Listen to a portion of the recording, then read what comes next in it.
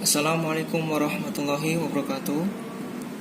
Kami dari kelompok 8 tugas pengantar bisnis, dosen Pak Gunawan Setiadi, SSI, MSI.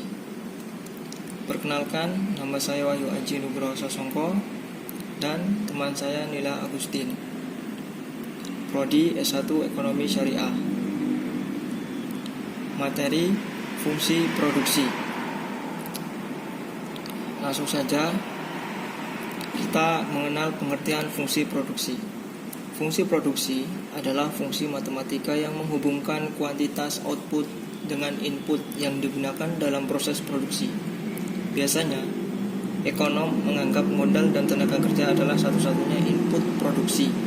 Fungsi ini berguna untuk menentukan beberapa banyak output yang harus mereka hasilkan.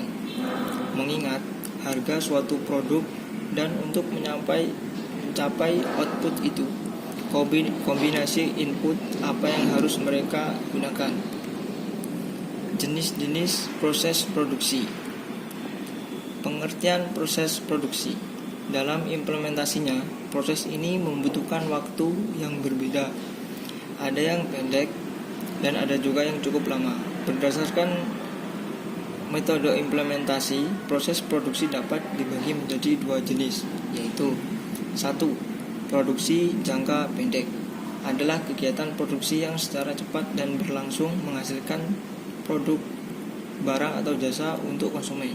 Contohnya adalah produksi makanan seperti roti bakar, cakwe, makanan yang digoreng, dan lainnya. 2. Produksi jangka panjang adalah kegiatan produksi yang membutuhkan waktu lama, misalnya menanam padi, menanam kopi, membangun rumah, dan lainnya. Langsung kita ke perencanaan lokasi.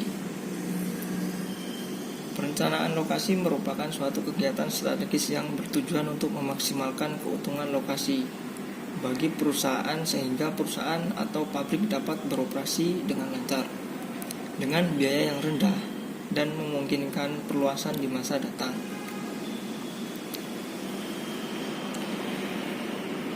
Penentuan lokasi yang tepat akan mempengaruhi kemampuan perusahaan dalam melayani konsumen dengan memuaskan, mendapatkan bahan-bahan mentah yang cukup dan kontinu dengan harga yang layak dan memuaskan, mendapatkan tenaga kerja yang cukup, memungkinkan perluasan perusahaan di kemudian hari.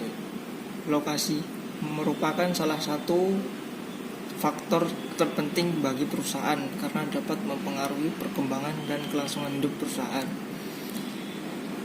Itu materi utama yang saya presentasikan dan selanjutnya akan dilanjutkan oleh teman saya. Baiklah, saya akan melanjutkan presentasi dari teman saya yaitu Wahyu Aji. Di sini ada pengendalian produksi. Pengendalian produksi adalah suatu rangkaian prosedur pelaksanaan proses produksi yang meliputi pengendalian bahan, harga bahan baku, proses produksi, standar kualitas produksi, tenaga kerja untuk mencapai hasil yang menghabiskan ongkos terendah dalam waktu tercepat. Tahap pengendalian produksi terdiri dari 1. Perencanaan adalah tahap para pengusaha melakukan kegiatan perundingan mengenai jenis produk yang akan dibuat, sasaran proses yang akan dituju, serta jumlah produk yang akan diproduksi. Runting adalah tahap mengenai penentuan tentang bahan dan alat yang akan digunakan untuk melakukan proses produksi. Yang kedua, sterling adalah tahap mengenai penentuan waktu pelaksanaan proses produksi.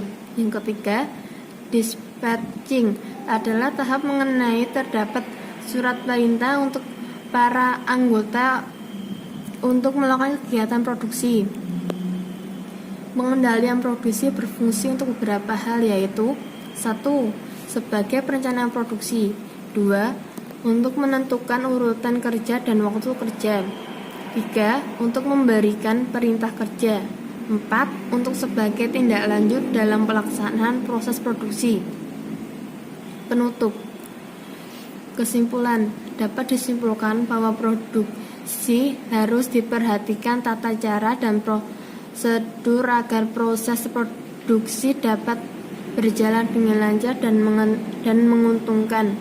Penggunaan faktor-faktor produksi secara efisien, terutama yang berasal dari sumber daya, bertujuan untuk menjaga keseimbangan alam. Penentuan upah harus didasarkan pada beberapa kriteria seperti kebutuhan hidup, produktivitas, dan kemampuan perusahaan.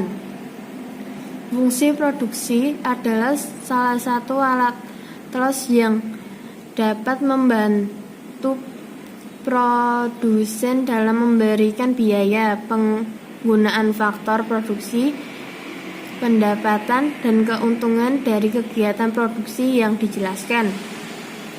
Perbedaan utama fungsi produksi ekonomi konvensional dengan Islami terletak pada perbedaan tujuan utama dalam etika produksinya, di mana dalam konvensional adalah untuk memaksimalisasi keuntungan sebanyak-banyaknya dengan input bahan baku produksi yang ada, sedangkan dalam Islam mencapai falah sebagai produsen, konsumen, negara, dan masyarakat secara luas yang harus jelas kehalalan input yang digunakan produsen.